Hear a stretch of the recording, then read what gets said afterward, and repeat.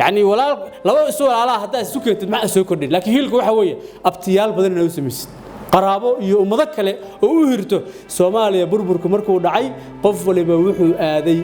qaraabadiisii abtiyaalkiisii xaafadiisii waa garanaysa saa darteed in lagu badbaaday halkaas ay ka cadahay waxaan rabaa marka walaalayaal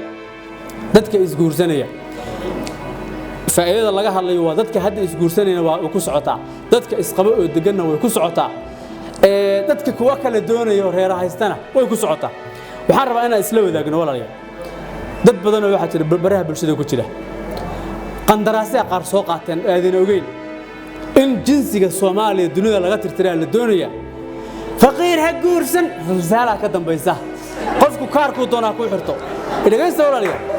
risaala ka dambaysa hal mara marka hal mara wasoo laabanaya waqtigu ay gabagabo waxaan rabaa inaan idin la wadaago ilaahay quraanka wuxuu inoo sheegay dadku haday fuqara yihiin ama dadkuba inay fuqara yihiin quraanka dhageyso yaa ayyuhan naasu antumul fuqaraa ila allah wa quraan weey dadku asalkooda waa faqiirna waxa eraga faqiir macnaheedu waxa weeye waa baahane hadii la gabar ninku u baahan guursan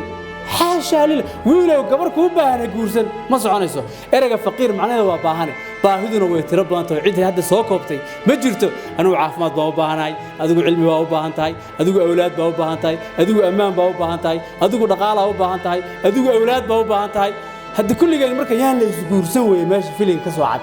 saadarteed kelimadaas dhiyado faqiir yaan la guursan filimkeedu waa xirmay waa baniday waxaan rabaa inaan iraahdo marka Soomaalida dhageyso heesaheedii ma ku laabanaya marka wuxuu yiri abwaankii waxa cayn looga dhigay hays ajabiyeen waxa la rabaa adigu hadii ilaahay wuxuu ku siiyay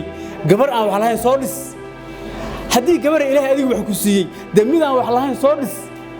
illa si soo dhis wala baahan yahay hatta macna ma sameynayso hadii labada guriga ku isugu yimaad ay isku mid yihiin macna ma sameynayso illa kala koreeyo muhiim way ugu dambeyn su'aasha idin weydiinay waxa way barnaamijkayga soo gabagabaystay su'aal baad weydiinay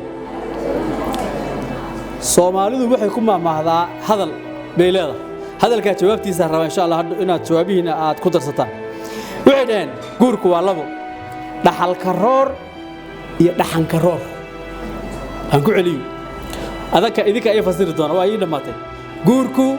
waa labo dhaxal karoor iyo dhaxan karoor waxa laga rabaa idinka fadhiya sallallahu ala nabiyina Muhammad wa ala alihi wa sahbihi wa sallam